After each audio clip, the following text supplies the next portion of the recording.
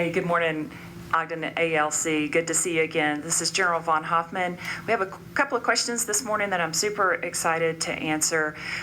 With me is Mr. Troy Tingey, the local union president, and also a great member of our team here at Ogden. And with that, Mr. Tingey, I'm going to turn it over to you for some questions. Well, thank you, ma'am, and good morning. And so the first question I have is, recently we just heard about cloth masks here on Hill. The employees are kind of questioning whether that's going to be a mandatory, when do they wear them, where do they come from? So if we don't mind, we'd start with that question, please. Yes, thank you, Mr. Tingey. So that's so important and very, very much on everybody's mind right now. Recent CDC guidance says that where possible, everyone should wear a cloth face covering if you are in a public area or workspace that doesn't allow you to have 6 foot of distance from the next person. And that's because what they're finding as more and more is understood about the transmission of this disease, of the virus, is that that you can be asymptomatic for 48 hours, still shed the virus and not know it. And so face covering doesn't protect you personally from getting the virus, but what it does is lower the risk of you transmitting it if you had it and didn't know it. And so they're recommending face coverings for folks that can't maintain 6 foot of social distancing. So what does that mean for us? With the recent CDC guidelines, the Department of Defense came out and wrote a memo that basically says the same thing, asked that all military personnel, DOD civilians, as well as dependents, if they're in DOD facilities, and DOD contractors, wear a face covering if they can't maintain a 6 foot social distance. So for us in the complex, what that means is right now we are asking. And the reason why I say asking is that we are still looking at the guidance. There's a little bit of confusion about the word mandatory or required or the word they will wear. But here's the thing, right now we're asking that you do. The problem with that, Troy, and what you're probably hearing from all the employees is, well, where are the masks? That's a question that almost every industry across the nation is asking right now for the employees. They're not out there. The traditional PPE type masks are all bought up. And so we're doing some really creative sourcing right now. We're working with some local seamstresses to have some fabricated. The Air Force at headquarters level has gone after some large contracts to be able to buy them regionally. Our DLA counterparts are also researching what they might have in stock that would work for a face covering, because it doesn't have to be the medical grade mask. It's just something that would block any droplets that would come out from a cough or a sneeze. So we're doing many, many things. And even our parachute shop in CMXG is looking to see whether they would be able to manufacture some.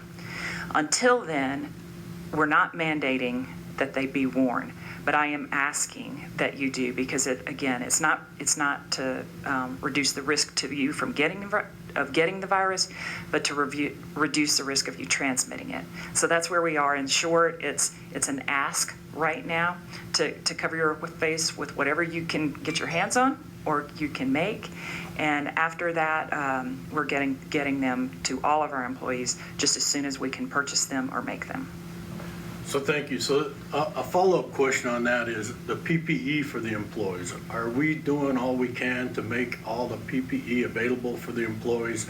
And along with that, cleaning materials and sanitized materials, and if not, where do the employees go to find these? Right. So thank you. Typically, that would be the responsibilities of the groups to buy their own if we were back in normal operations. And our resupply of that mandatory PPE for the employees that have to wear it, whether it's paint and blast or others, we still have that. We have to be very, very careful that we are not expending that type PPE faster than is absolutely required, because when we run out, it's out. Again, it's there's a nationwide shortage right now. So we have that type of PPE right now. We're going to have to be super careful with how we go through it, how we expend it. For cleaning products, typically the groups are responsible for getting their own, but as soon as this hit, our maintenance support group really took the lead and said, look, we're not going to just get this additional material for ourselves, but for the entire complex. So they've done things like buy bulk disinfectant or bulk bleach and pour it down for us into spray bottle containers so that we have tremendous amounts more of those cleaning supplies, and we're pushing them out to the groups so that they are able to use it.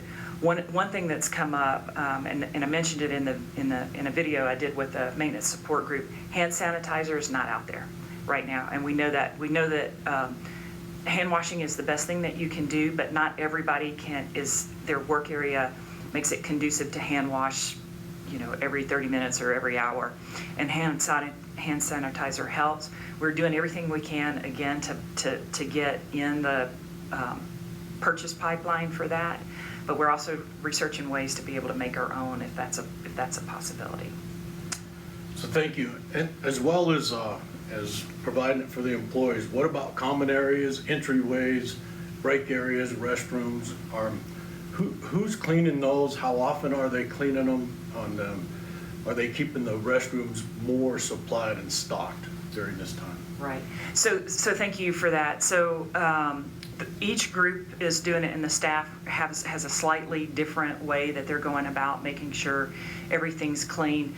But one common thing is that directly after break times, break areas are being cleaned. So that could be twice a day, and then at lunchtime they're cleaned. And who's doing that is a combination of things. We still have the janitorial contract with Park, where we could increase the amount of cleaning that they can do on that contract. We've asked them to do that. That's managed through the 75th, so we're not in the complex able to 100% control that. But where we can with Park employees, with the Park contract, we've asked for additional support there. In addition to that, the groups have supervisors that are going in and doing that. They have employees that have volunteered just to help out their teammates to go in and do additional cleaning. So it's a combination of that, but the cleaning products are out there, and then we have contract cleaning, and then we also have organic teams going in to help clean. And I will say, I want to make sure, and we're going to post it on this video, if there's an area where you work that does not have cleaning products, or there's not enough in the bathroom, we're posting where we post the video, the names of all the group POCs that can get in touch with the maintenance support group and get those cleaning products if they're running out or if they're completely out. Sure. So another common question we're having is on the weather safety leave. Yeah. When employees fill out these weather safety leaves, how long do they expect before they get a response back, and who is the ultimate deciding factor on that? Right. So I'll kind of start at the end. The ultimate deciding factor is the group director or the group commander, and but they will have taken the documentation from the supervisors or the LRLs, whichever way the group has that set up, and take all of that information. They're not, nobody in that chain is making a medical decision. So it's just, did the employee self-identify as being in that risk category?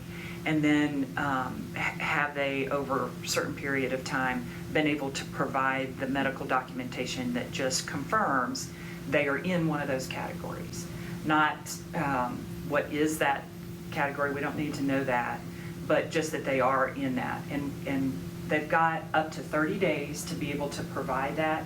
We just want to make sure everybody that's going out and getting that knows that after you were contacted, you've got a certain amount of time to get that documentation in, and if you don't, you need to either come back on duty or say what leave status you need to be on. But short answer, Group directors and group commanders are their ultimate ones. The supervisors and the LRLs are collecting the information and helping facilitate that process.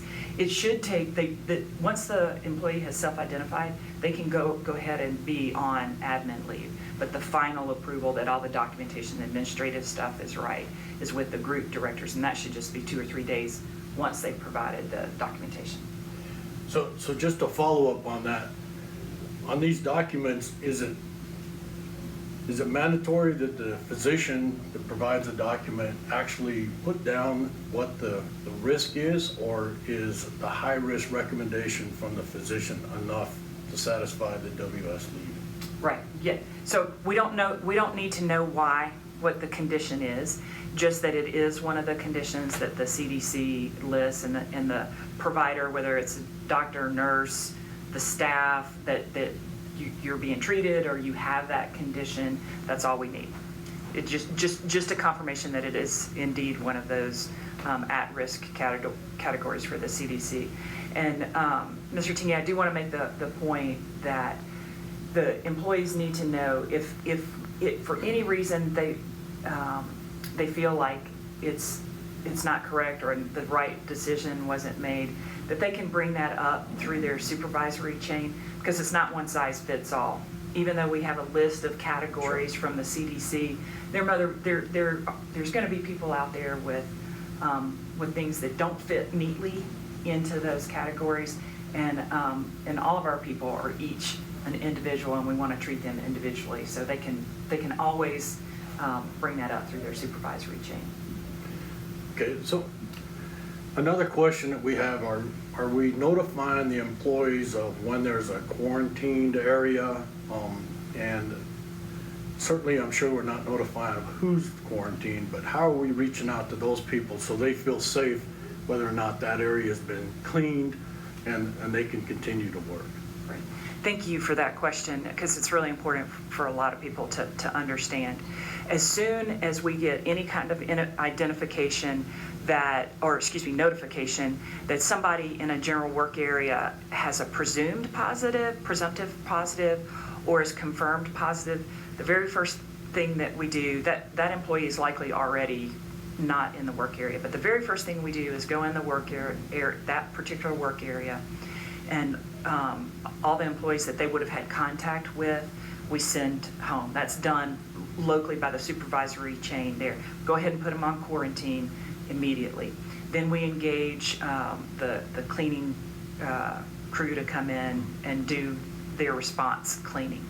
The public health official does the contact tracing, and they have a really good capacity right now to do that. So they immediately talk to the individual that's presumed positive or has tested positive and said, okay, let's backtrack whatever that certain amount of hours is. It's usually about 4 days. Who have you had prolonged contact with? And they make sure, not just in their work area, but at home, in the community, who are those folks that you've been in? That all of those people will be contacted. Like I said, we'll have likely already have them at home, because we know, the people in the work area know who's close to them. So that's how it's done. The public health officials will go back and contact them each, because they'll run through a series of questions with them as well. So they will know. What we won't do, and you kind of brought it up, is we're not going to broadcast the individual's name, because we want to protect privacy. What we are going to do is let the individuals that would be contacts within that person's circle, if you will, let them know. And the other thing that we're going to do is make sure it's not just our people within the complex. DLA may have had somebody go through that area. The 75th CE folks may have been in that area. We do let the supervisors of other organizations, leadership of other organizations know. So in the event that they had people in that area for a prolonged time, we'll be able to get in contact with them as well. Sure. Okay, so any other questions? I do not have any other. All right, no, Mr. Tingey, anything you want to say to the employees? Well, I would just like to say that, as we progress and things change, we're doing the best we can to get all the information we can from AFMC, from AFSC, from UMAM, Colonel Everland. so we can be able to answer the questions. We're still working at the union office, although we're limited people access. We're certainly answering the phones and trying to get as many questions as we can answered, so we can keep everybody safe, keep each other safe, keep the family safe. We'll get through this, get it behind us, and sooner or later, I'm sure things will be back to normal, hopefully sooner rather than later. Yeah. Mr. Tingey, thank you so much for everything you're doing for the employees of this complex. We couldn't be more grateful for the work that you're doing, because I know you've been just as busy as the rest of us have with this. Thank you, ma'am. Thank you. Ma'am. Thank you as well.